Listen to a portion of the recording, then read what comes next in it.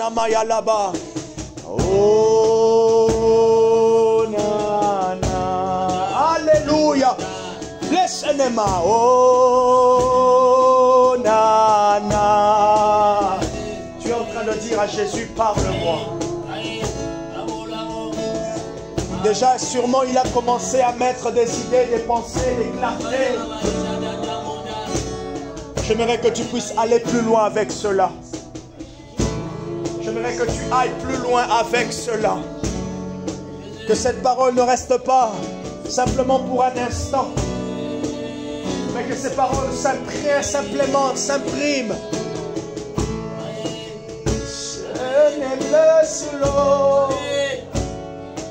Oh.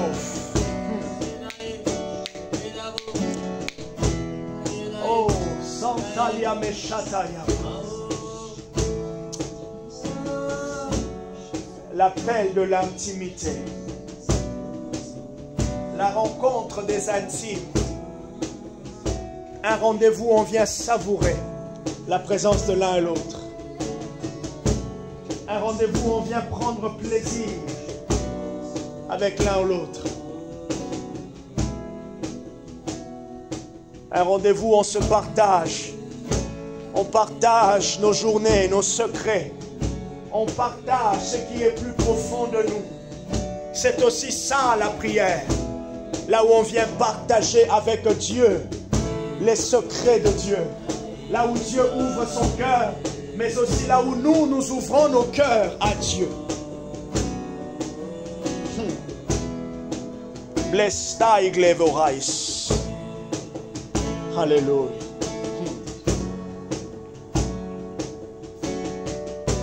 Dans le nom de Jésus. Dans le nom de Jésus. Dans le nom de Jésus.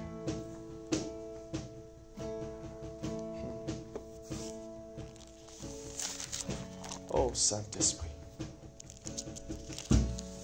Est-ce qu'il y a quelqu'un qui veut prier pour ce moment?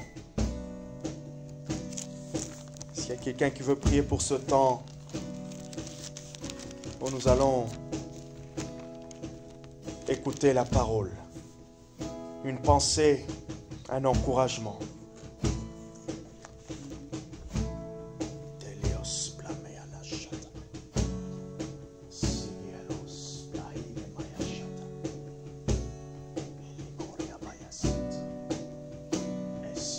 Merci Seigneur pour ta présence, pour ta constance et ta fidélité. Merci parce qu'à chaque fois qu'on vient dans ta présence, tu nous fais du bien. Amen. Merci Seigneur de nous aider à prendre encore plus conscience qu'on a besoin de ton aide à chaque instant. Merci pour tout ce que tu fais dans ma vie et dans la vie de chacun de mes frères et sœurs. Il n'y a pas de Alléluia. inscrire et vraiment exprimer tout ce que je ressens pour toi. Merci Jésus. Et je sais que tu es un Dieu merveilleux. Et j'ai besoin de toi. Amen. Pour avancer chaque jour, à chaque instant. Tu es ma force, mon soutien, mon refuge. Tu es mon ami. Amen. Amen. Et je t'en remercie, Seigneur, pour cette présence et cette grâce imméritée que tu nous donnes. Et que tu nous fais à chacun. D'être là pour nous. Sois béni, sois glorifié, Seigneur. Tout ce que l'on voit et tout ce que l'on ne voit pas. Amen. Je t'aime, Jésus. Alléluia. Merci. Amen. Amen. Prenez place.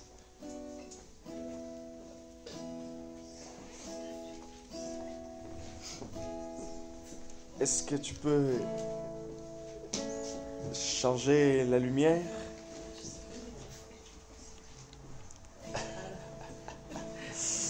Oui, Fréquement avait pris sa place aussi. Merci Rodrigo pour l'accompagnement. Prenez de quoi noter, ou du moins déjà le cœur disposé. Le cœur disposé. Bonsoir. ceux qui sont en ligne, Christian, Tatiana et Samuel. Et bonsoir à nous qui sommes là sur place. En ce deuxième jour de notre semaine de prière, j'aimerais nous encourager, nous exhorter sur un thème que sûrement vous avez entendu. Vous avez entendu cela prêcher dans plusieurs églises en parlant du réveil. Mon thème ce soir est un bruit qui annonce quelque chose. Un bruit ou le bruit qui annonce la pluie. Le bruit qui annonce la pluie. Est-ce que ça va? Oh. Est-ce que ça va? Oui. Vous avez jeûné?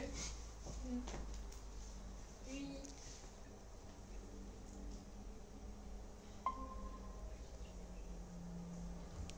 Le bruit qui annonce la pluie. Prenez avec moi 1 Roi chapitre 18. Le verset 41. 1 Roi chapitre 18, le verset 41.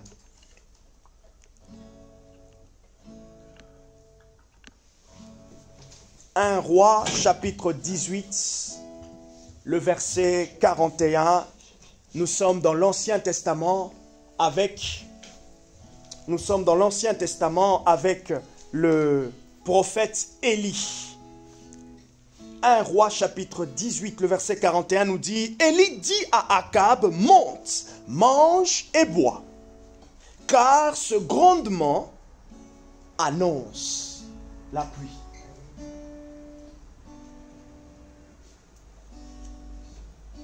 Car ce bruit annonce la pluie.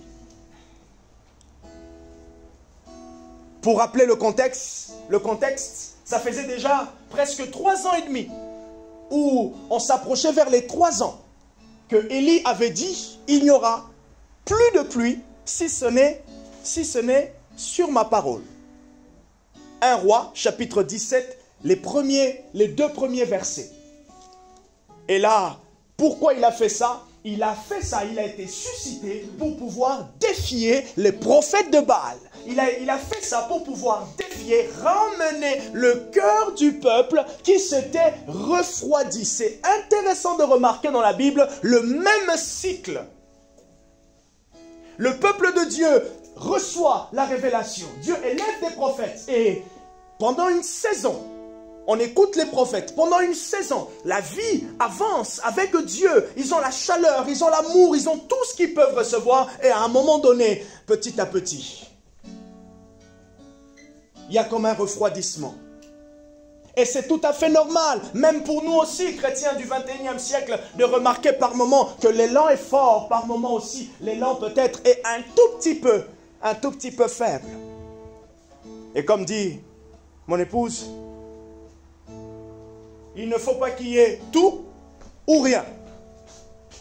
Il faut qu'il y ait un juste milieu. Même Dieu, il est alpha, oméga et le Dieu du milieu. Emmanuel. Donc même Dieu, il est au milieu, quoi. Des saisons comme ça. Même Élie. Et d'ailleurs, remarquez que 1 Roi chapitre 19, 1 Roi chapitre 17, c'est un peu le processus. Jusqu'à arriver au mont Carmel. Au chapitre 18, c'est la grande victoire.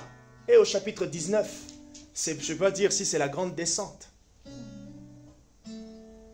Ah, Élie, tu as fait descendre le feu et tu es déprimé.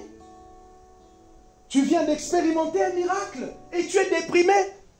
Écoute, c'est pas nouveau, hein? C'est biblique.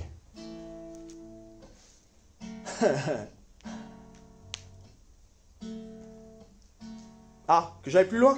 Jésus, il n'était pas déprimé, mais il a expérimenté une grande victoire. Où? À Gethsémane, dans la prière. Qu'est-ce qui s'en est suivi? La trahison.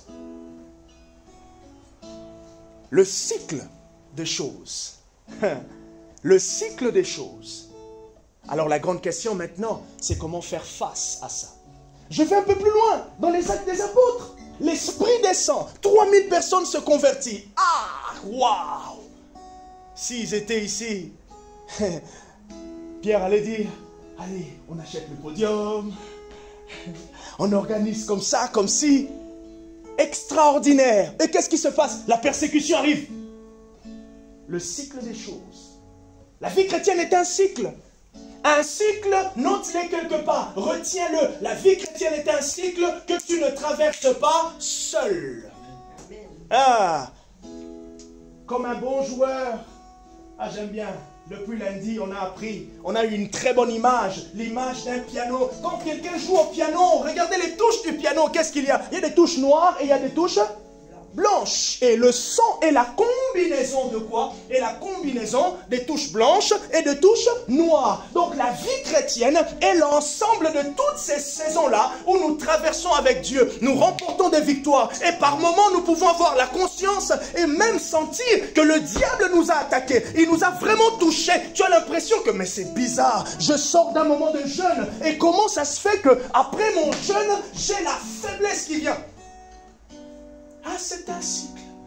Deux choses. Premièrement, après toute victoire, il y a toujours la descente. Un temps de prière comme ça, on est monté. Demain, on va finir. Vendredi, samedi. La semaine prochaine, c'est la descente. Alors que faire? Dans la sagesse, on commence à comprendre maintenant. On commence à maintenir l'équilibre. Même l'avion, qu'est-ce que l'avion fait? Il prend de l'ascendance pour monter, monter. Et à un moment donné, qu'est-ce qui se passe? Il y a un équilibre. Et dans cet équilibre, tu as le Saint-Esprit. Je reviens. Il y a un grondement qui annonce quelque chose. Allez-y avec moi. Allez-y avec moi dans le Nouveau Testament. Les Kamasotoble Rabakayaba.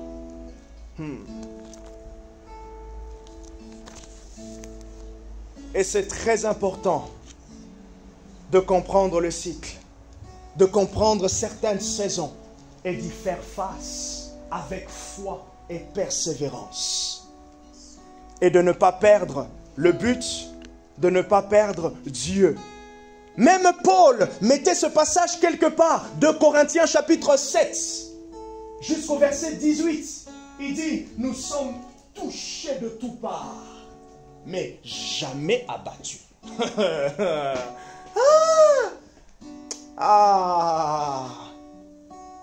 Je vous assure, si tu as la curiosité, si tu y penses déjà, lorsqu'on va mourir, ressusciter, Jésus revient, tu vas voir Paul.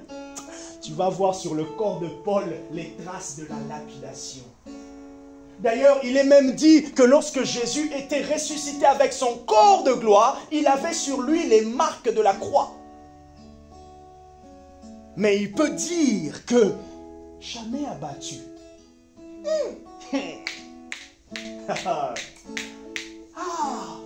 Jamais abattu. Pressé de toutes parts. Comme un citron.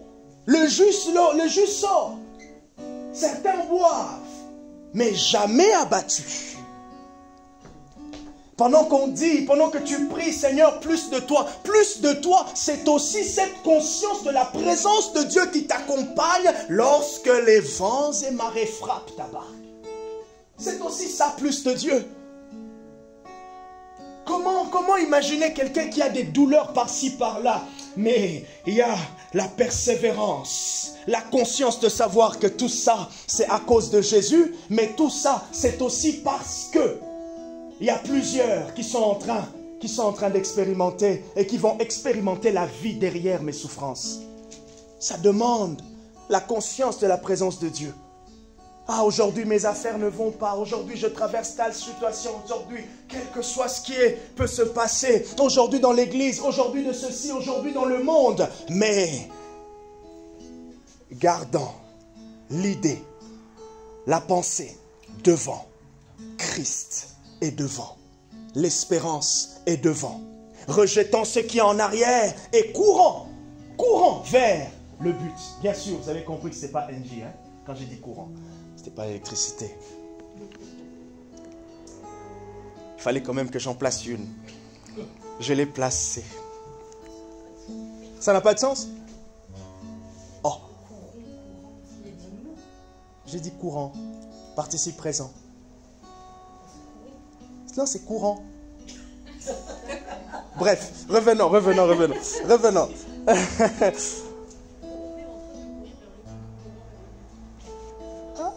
Comment ça t'es contre moi? Allez, regardez avec moi Actes chapitre 2. Actes chapitre 2, le premier verset, il est dit quoi? Lorsque le jour de la Pentecôte arriva, ils étaient tous ensemble dans le même lieu. Lorsque le jour de la Pentecôte arriva, ils étaient tous ensemble dans le même lieu. Le verset 2, c'est ce qui m'intéresse. Tout à coup. Oh, vous discutez encore le français? Il y a un professeur de français ici? Voilà. Verset 2. Tout à coup, il vint du ciel. De Actes chapitre 2. Il vint du ciel un bruit. Ah. Tout à coup, il vint du ciel un bruit. Comme celui d'un souffle violent qui remplit toute la pièce, toute la maison où ils étaient. Des langues qui semblaient être de feu s'abattaient sur eux. Ah. Continuons, vous connaissez le verset 3, verset 4. Ils furent tous remplis du Saint-Esprit et se mirent à parler en d'autres langues selon que l'Esprit leur donnait de s'exprimer. Le verset 5. Or, il y avait à côté, dans Jérusalem, plusieurs Juifs pieux, venus de toutes les nations qui sont sous le ciel. Verset 6. Au bruit de ce qui se produit, la multitude accourut et fut bouleversée. Parce que chacun les entendait. Ils entendaient quoi? Le bruit. Actes chapitre 2, versets 1 à 6. J'aimerais que vous reteniez le verset 2. Tout à coup, il y eut un bruit. Deuxièmement, verset 6. L'extérieur est venu. La curiosité à cause du bruit. J'avance. Ce texte est clair au chapitre 2, où les deux textes, vous voyez, j'ai insisté sur la notion du bruit. J'aimerais amener cette notion du bruit rapidement dans le sens du témoignage, dans le sens de l'évangélisation. Dans le sens du témoignage, dans le sens de l'évangélisation. Avant ça, j'aimerais vous donner quelques compréhensions des termes. Ici, quand je dis un bruit qui annonce la pluie dans la Bible est toujours une image utilisée pour marquer une nouvelle saison, une saison de bénédiction. Une saison de bénédiction. Pourquoi? Parce que vous allez voir, parmi les images utilisées pour parler de la vie chrétienne, pour parler du travail ou de la croissance chrétienne, la Bible utilise l'image, le concept de l'agriculture. Et aussi, pour parler de la vie, la Bible utilise l'image ou le concept de l'élevage. Voilà pourquoi on parle des bétails, de gros bétail, ainsi de suite. Mais on parle aussi, en ce qui concerne le travail, en ce qui concerne la pratique, la vie chrétienne de tous les jours, on parle de l'agriculture. C'est pour cela que vous connaissez des passages comme « Celui qui sème, moissonne ». Galates chapitre 6, verset 7 au verset 9. La pluie, c'est aussi la préfiguration du réveil, dans le sens où les cœurs de plusieurs viennent à Christ. Et ce qui s'est passé ici, dans un roi, il est dit un bruit qui annonce, un grondement qui annonce la pluie. Ok? Il y a un bruit que Élie a entendu. Et on se pose la question, est-ce que les autres aussi, le serviteur d'Élie, avaient entendu ce bruit? Et dans Actes, il nous dit que lorsque l'Esprit est descendu, il est descendu avec un bruit. Ma question, est-ce que le Saint-Esprit, quand il est rentré, il a tapé la porte, boum? Non, dans Actes. Quand il est rentré, il a tapé la porte. Ou soit, sa présence s'est intensifiée tellement que cette présence a déclenché quelque chose. Vous avez compris que c'est l'option 2. La présence du Saint-Esprit s'est intensifiée là où ils étaient, et cette intensification a déclenché un langage. Voilà pourquoi c'est de fois incompréhensible. Je ne dis pas que toujours dans la présence de Dieu tu vas beaucoup parler, mais c'est aussi de fois incompréhensible d'être dans la présence de Dieu, d'être là où Dieu intensifie sa présence et de rester silencieux. C'est impossible. Voilà ce qui va se passer. Pendant que Dieu intensifie sa présence, tu peux sentir comme si tu es agité. Ah, heureusement qu'il n'y a pas de caméra ici. Sinon, vous aurez vu le film du pasteur Jean-Marc quand il est ici. Ah bon? Oh, il a fait le culte, il nous a pas dit ou quoi? Je chante, je remplace Marie, je remplace Rodrigo, je remplace Bregma, je remplace tout le monde. C'est que je veux dire par là, la présence de Dieu, quand ça s'intensifie, tu peux avoir l'impression, l'envie de crier. La présence de Dieu peut s'intensifier aussi. Et cette présence, elle ferme ta bouche. Non pas parce que tu veux, mais parce qu'il y a une forte révérence de Dieu qui t'emmène dans un calme. Même toi, tu te dis, je n'ai jamais été calme comme ça. Et la présence de Dieu peut aussi venir et provoquer comme une forme d'audace. Comme si tu étais un Francis Ngannou ou Mike Tyson. Tu as devant toi le diable et tu veux lui donner 2 ou 3 coups de punchline là. Tu as l'impression d'être revêtu d'une force comme Samson. Et d'ailleurs, la Bible me dit dans Juge chapitre 13, le dernier verset, la Bible me dit que l'esprit agita l'enfant Samson. Ah! Le Saint-Esprit, c'est aussi l'agitation. Alors vous êtes en train de dire, commencez à analyser toutes les agitations qu'on voit dans les vidéos. Non. Que chacun puisse simplement, quand vous voyez ces manifestations de foi étranges, se poser simplement une dernière question. La question, après que la personne soit revenue à elle-même, regardez qu'est-ce qui se passe dans sa vie.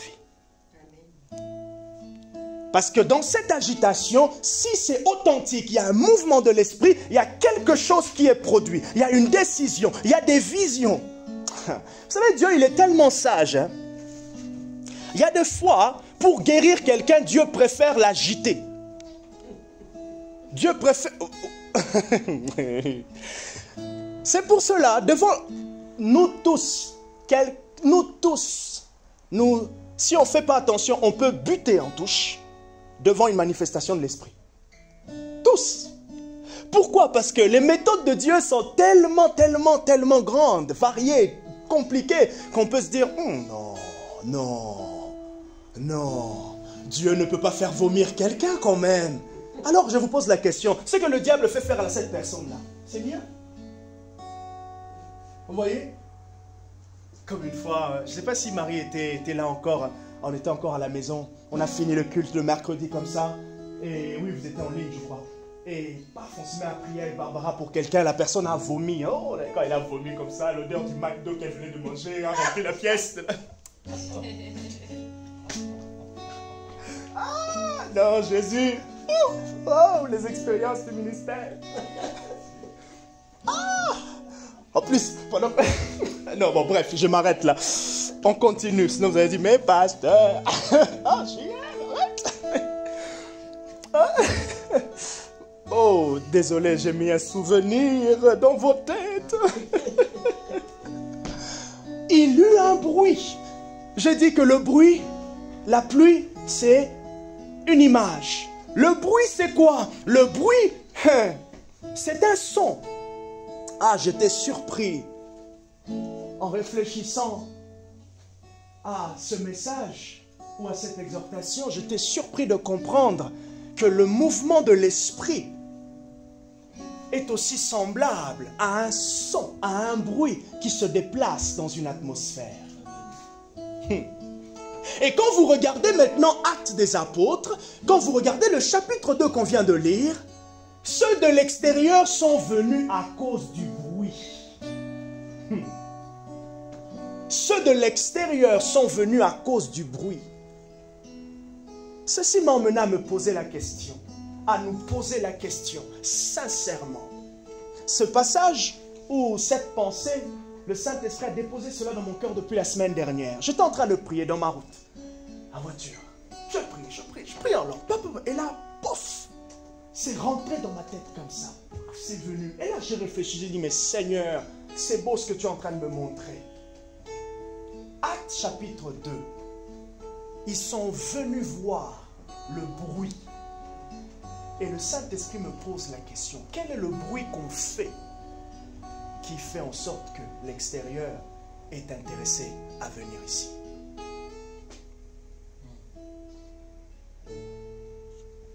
J'ai fini mon message. Non, je n'ai pas fini. Regardez le verset 2. Premièrement, il vint du ciel un bruit. Premièrement, il vint du ciel un bruit. Deuxièmement, verset 6. Au bruit qui se produisit, la multitude accourut. Regardez le constat que je me suis fait. Vous allez être d'accord avec moi. Parce que je ne l'ai pas réfléchi tout seul. J'ai réfléchi avec Dieu. Regardez l'extérieur. Regardez le monde. Quand je dis le monde, nos amis, la ville, tout autour, même nos bailleurs. Est-ce que les gens sont... Hein? Les bailleurs. Les bailleurs. Est-ce que les gens sont intéressés à l'église? Par l'église, oui, voilà. Est-ce que les gens sont intéressés par l'église? Est-ce que nos contemporains sont intéressés par l'église? Non. Pourquoi? Il me semble que la réponse me venait, le Saint-Esprit me disait, en fait, soit votre bruit est faible, soit votre bruit est fort et ça crée de l'intérêt. Vous voyez ce que je veux dire ou pas? Et en réfléchissant dans les caractéristiques du son ou un bruit, regardez ce qu'il y a. Je vais me faire plaisir de vous donner les notes de ma prédication. Ok? Je vais vous envoyer ça par WhatsApp. Il suffit simplement de faire la demande. Pendant que vous faites la demande, n'hésitez pas d'inclure votre mail pour la facture. Hein? Parce que ça m'a pris 10 heures. Non, je rigole. Regardez. Les caractéristiques d'un son. Dans un son, il y a 4 éléments. Premièrement, on parle de l'intensité du son ou du volume. Deuxièmement, on parle de la hauteur du son. Troisièmement, on parle du timbre du son. Quatrièmement, on parle de la durée d'un son. Et on peut faire des rapports avec la Bible. J'ai dit poser la question à Dieu, mais Seigneur, le bruit alors c'est quoi? Un constat que j'ai fait ici, premièrement, il y a eu 2 bruits. Premièrement, le bruit qui vient du ciel. Deuxièmement, le bruit maintenant du peuple. Et le Saint-Esprit me faisait comprendre que ton bruit, c'est simplement ta consécration dans la prière.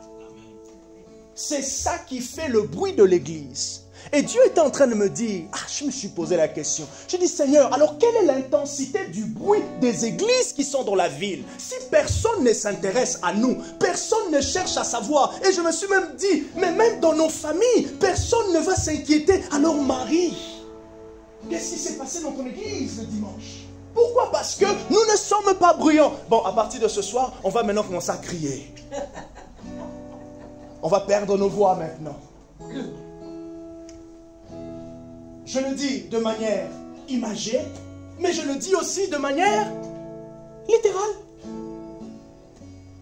On va tous avoir des bonbons à chaque réunion maintenant. Hein? Parce que les voix vont partir. Non, maintenant faisons du bruit. Maintenant fais du bruit. Maintenant recherche à ce que dans ta vie chrétienne, qu'il y ait un bruit, que tu produises un son. Rodrigo, arrête de jouer. Rodrigo est présent. Mais il n'y a rien qui sort de Rodrigo, malgré qu'il a la guitare. Maintenant joue. Il est temps maintenant que l'Église, ayant le Saint-Esprit avec lui, puisse faire du bruit. Amen. Que ça veut dire qu'on puisse faire ressortir,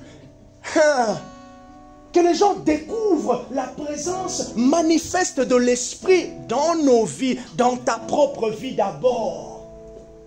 Et vous allez voir, à chaque fois qu'il y a eu réveil, ça veut dire que Dieu a vraiment crié. Ça veut dire que ces gens ont vraiment été touchés. Ça veut dire qu'il y avait assez du bruit pour attirer l'attention. Assez du bruit.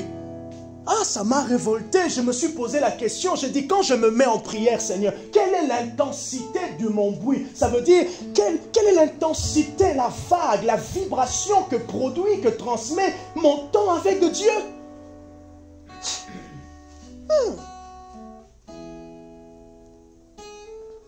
J'ai dit que le son a comme caractéristique l'intensité ou le volume. C'est quoi? C'est la force du son avec ses variations. Et là, on peut dire que le son, il est soit fort, moyen ou faible.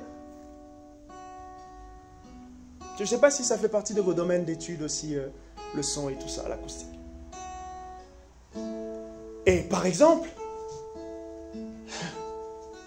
l'intensité ou le volume peut être imagé comme la profondeur de tes racines en Christ.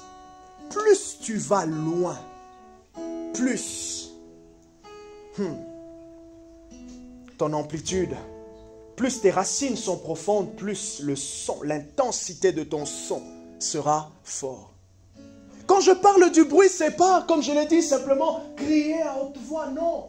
Mais c'est la qualité de cette consécration personnelle et intérieure qui produit des variations dans le surnaturel, dans le spirituel. On peut être là, on ne dit rien. Mais, notre consécration pèse. N'avez-vous pas lu que Jésus était simplement en train de s'approcher de la ville de Génézareth et il a été accosté par un possédé? Ça veut dire que la présence de Jésus transmettait des ondes qui étaient détectables très très loin. Transmettons-nous des ondes qui sont détectables? Alors j'espère que oui. Mais ce qui est bien, c'est que notre son peut être augmenté. Ce qui est bien, tu produis un son, mais ce son peut être augmenté. Il peut devenir fort, il peut devenir de plus en plus intense. Dans les caractéristiques du son, on parle aussi de sa hauteur. C'est là qu'on peut dire le son, il est soit grave ou il est soit aigu. Soit Marie chante grave ou Marie elle chante aigu.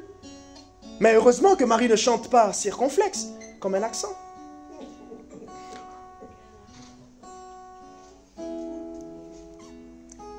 J'ai fait cette blague à mes enfants, à mes élèves. Allez, est-ce que tout le monde a compris? C'est clair? C'est clair? Monsieur, oui. Je les ai embêtés ce matin. Je les ai vraiment embêtés ce matin. Moi, ils n'en pouvaient plus. Ils ont dit, monsieur, c'est nul, on passe. Ils n'en pouvaient plus. J'étais de bonne humeur. On a vraiment eu un cours. La preuve, j'étais tellement de bonne humeur que je me suis taché. Je porte sur moi les marques de Christ.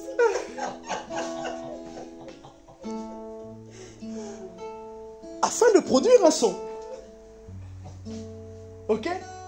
Le son, la hauteur, le timbre. Ça va avec moi? Le timbre.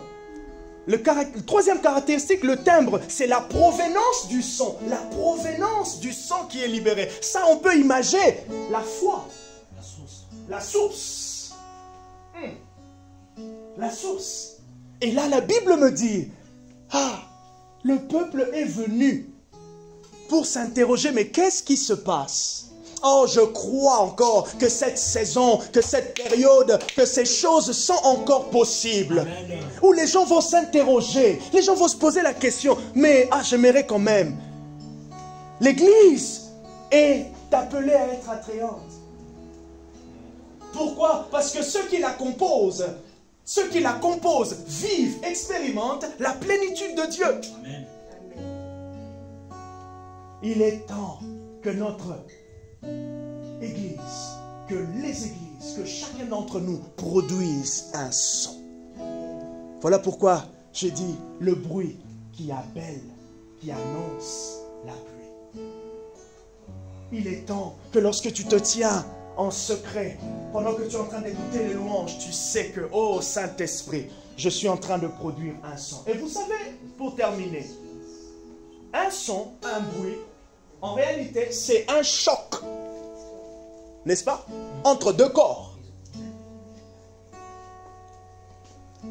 Un son, un bruit, c'est un choc entre deux corps.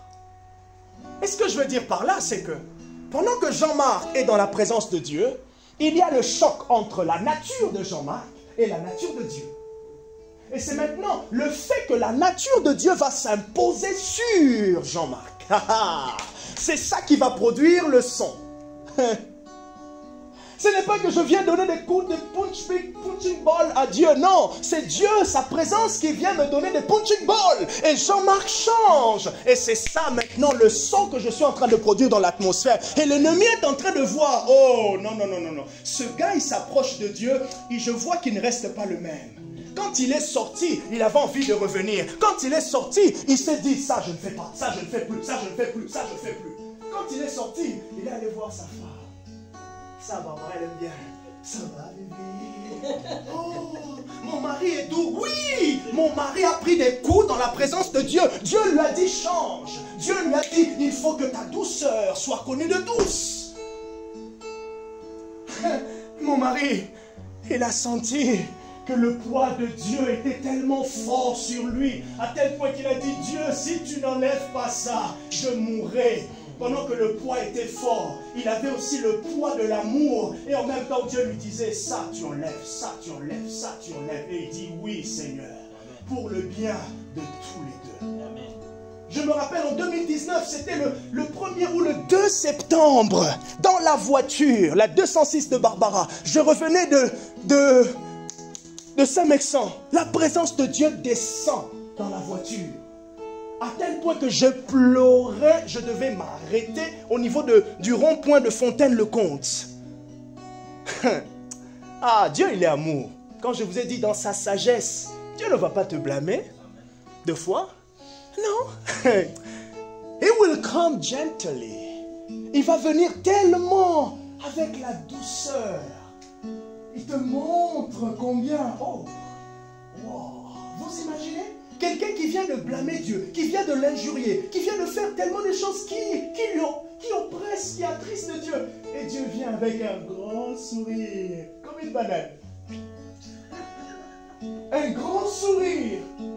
Et Dieu lui montre l'amour de Christ. Il lui montre la croix. Et la personne, ça va avec moi, et la personne toute seule commence à pleurer. Et pendant qu'elle pleure, elle dit, j'abandonne. Mais quoi?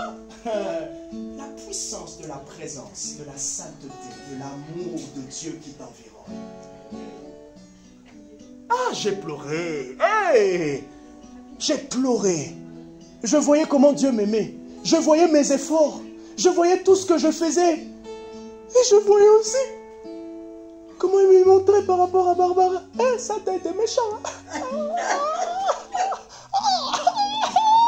Jésus. Oh. Mais pourtant, je ne priais pas pour changer. Hein. J'étais en train d'écouter un message que j'aime. L'écoute de Dieu, la prière, les langues, les miracles. Et Dieu a dit, oui, on va faire un miracle. Dans ton cœur d'abord. Dans ton cœur d'abord. Un bruit qui annonce quelque chose. Un bruit qui annonce quelque chose. Il y a un bruit que tu produis. Le problème, c'est que pendant que tu t'approches, l'ennemi veut te convaincre qu'il est l'artisan plaquiste qui emmène les placos d'acoustique. Vous avez compris l'image ou pas? Le diable veut te convaincre qu'il est le plaquiste qui emmène les placos d'acoustique pour empêcher que ton bruit monte vers Dieu. Et des fois, ce qui est drôle, c'est que il a l'impression de bien te convaincre, de bien nous convaincre. Et tu as l'impression que pendant que tu t'es vraiment enfermé, que même le ciel a fermé. C'est marqué au ciel, ne pas fermer entre midi et 14 heures. Non. Hein? Oui, fermé entre midi et 14 heures. Non. Il y a toujours un son que tu produis dans l'intimité. Et ce son, c'est le contact entre toi avec Dieu. Alors, qu'est-ce que je voulais dire ici? J'aimerais nous encourager à la prière. Parce que, comment produire le bruit? Les disciples, ils étaient en prière. Dans leur consécration, dans la prière, Dieu a envoyé un son. Et leur son a provoqué le son de Dieu. Continue à chercher Dieu, à aimer Dieu dans la voie de la prière, dans la voie des Écritures, dans la voie de la louange. Il y a un son que tu produis. Est-ce qu'on peut se lever?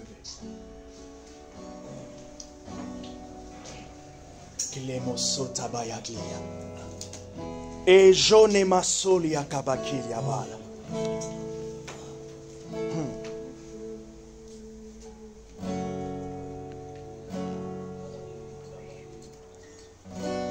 Lorsque je vais vous envoyer les notes, soyez indulgents avec moi, faites-moi grâce si vous voyez des oublis ou des fautes d'orthographe. Comme Dieu nous a tous fait grâce, pardonnez-moi les uns les autres. Tu vas dire à Dieu, on va prier ensemble, Seigneur Jésus, nous sommes confiants, nous sommes conscients qu'il y a un son, qu'il y a un bruit qui se dégage, qui se fait entendre, qui se propage lorsque je me tiens devant toi. Alors je te demande d'intensifier ce son, d'augmenter la variation, ainsi que le volume de ce son dans l'atmosphère spirituelle. Laissez-moi prier. Père, ça c'est une vérité que les 120 ont expérimenté. Pendant 10 jours, ils ont provoqué, ils ont créé, ils ont activé, déclenché une dynamique spirituelle qui a envoyé un son. Seigneur Jésus, j'ose croire et je sais qu'il y a un intérêt pour toi envers nous, que tu vas produire aussi par ta présence manifeste parmi nous et dans la vie de chacun de l'intérêt pour ceux qui ne te connaissent pas, car c'est vers eux que tu nous envoies. Seigneur, la semence de ce soir, les images, les idées, merci de les arroser. Merci de donner à chacun de les garder. Au nom de Jésus, nous avons prié. Nous disons Amen. Gloire au Seigneur.